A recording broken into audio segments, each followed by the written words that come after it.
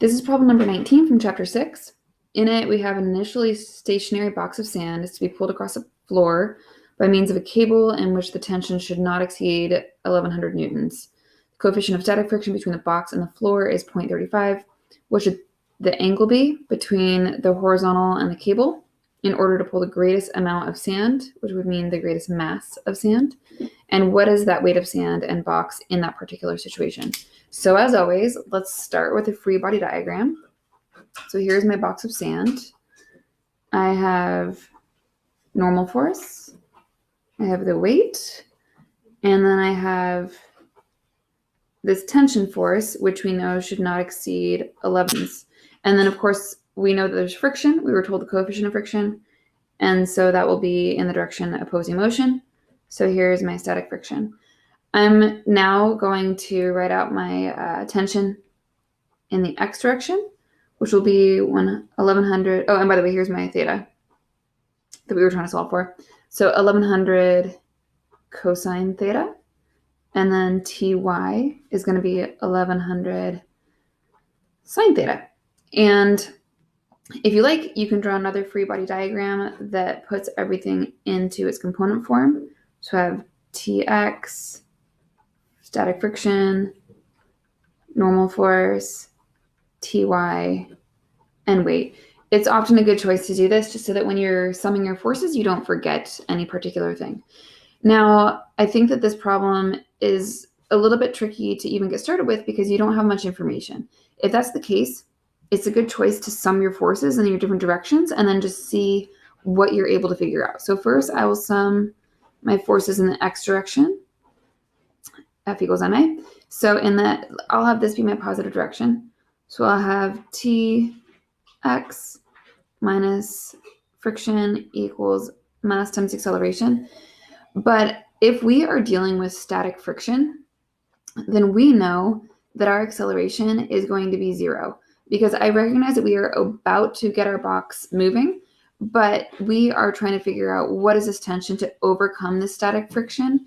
And so for this particular moment, our acceleration is 0 and we can solve for a problem in that way. So I'll plug in what we know here, 1100 cosine theta. I'll move this to the other side, will equal our static friction. Now, we know that our friction equals mu times Fn. And so I've gotten to a point where now I'm going to sum my forces in the y direction so that I can solve for my normal force. So sum of the forces in the y direction equals Fn plus tension in the y direction minus my weight equals mass times acceleration. And we're not going to be accelerating in the vertical direction at all. So this also equals 0.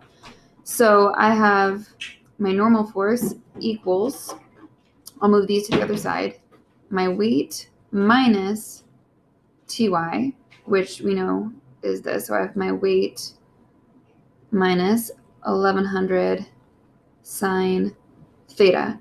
And for my weight, I'll plug in mass times gravity right there. So now I know, at least with some pieces of information, of what my normal force is. And so I'm going to take this right here and plug it in to what my normal force is right there. And again, you might still not be clear on how we are going to ultimately solve this problem, but that's okay. You can just keep working through what we know until we get to a point that we can figure out something else. So I have 1100 cosine theta equals mu s times this whole thing, mg minus 1100 sine theta. Great. So we are actually at a pretty good place because we have an equation, but in this equation, we already obviously know these numbers. We know gravity, we know our coefficient of friction. We do not know theta, and we do not know our mass. But what we can do is it seems easiest to get mass isolated onto one side and then have everything else on the other side. And since we're trying to figure out the angle and the mass together to maximize our mass, we want to have an equation that relates both of them. So we're in a really good place. So I'm going to rearrange this. I'm going to end up with mass equals 1100 over mu s times g times cosine theta plus mu s sine theta. Now, if you want, you can pause your video really quick and verify for yourself that this math works out, because I know I skipped a few math steps here. But just for the sake of you not losing all of your interest, I'm stepping right here. Now, at this point, we want to solve for our maximum amount of mass and figure out what is our theta at that moment.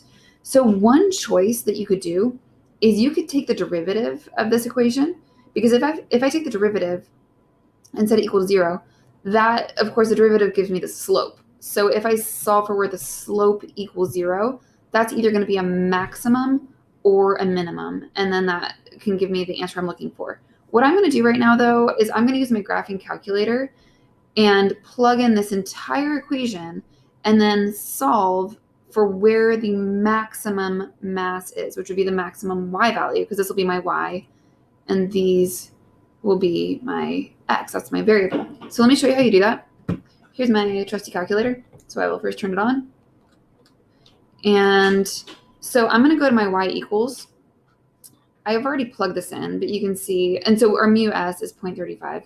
So I have 1100 over 0.35 times gravity, and then don't forget all these fancy parentheses, cosine x plus our mu times sine of x. And I made sure that I went to mode and I put this in degrees because I'm trying to solve for theta in degrees. And then after that, I went to my window, and I know that my theta, that's going to be my x variable here. That's going to be somewhere between 0 and 90, because that's how I would pull it, either straight.